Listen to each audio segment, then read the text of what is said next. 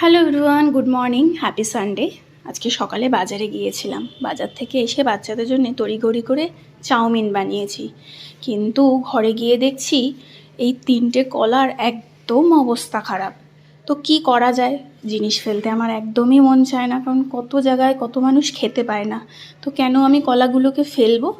তো তাই ভাবলাম, সবই যখন আমার কাছে আছে তো একটু স্মুদি বানিয়ে নিলে কেমন হয়।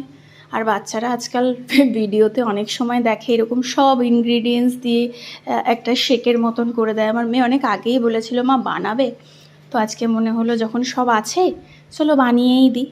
তো আমি বাজার থেকে এনেছিলাম তরমুজ, সেটাই শুধু আলাদা করে কেটে রাখলাম। আর আমন্ড তো ঘরেই ছিল, আমন্ড, কাজু বাদাম। তরমুজটা না দিলেও হতো, যেহেতু আমি বাজার থেকে এনেইছি তো একটু তরমুজও দিলাম। আপনারা চাইলে অনেক ধরনের ফলমূলও দিতে পারেন। মানে স্মুদিটা আর কি সব মিক্স ফ্রুটসের আর কি একটা শেক বলা চলে। তো দুধ দিয়ে দেখো হয়ে গেছে আমাদের স্মুদি। দেখতে কিন্তু ভালোই হয়েছে কিন্তু, তাই না? কেমন লাগছে? কালারটা বেশ টেম্পটিং এসছে। চলো ওদেরকে দেখি কি বলে ওরা। এই ফার্স্ট আর কি ওদেরকে আমি স্মুদি বানিয়ে দিচ্ছি। জিনিসটা কিন্তু ভীষণই হেলদি খাবার।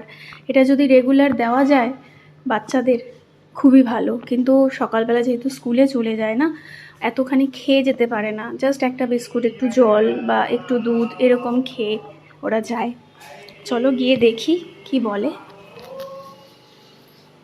প্রথমে দেখে মুখটা একটু বেঁকাচ্ছে, কিন্তু খেয়ে কিন্তু শেষে বলল খুব টেস্টি হয়েছে।